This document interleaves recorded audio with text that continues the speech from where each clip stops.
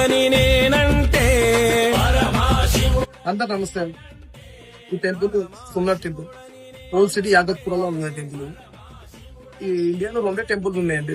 ఒకటి గుజరాత్ లో ఒకటి ఉంది, ఒకటి మన ఓల్డ్ సిటీలో ఉంది.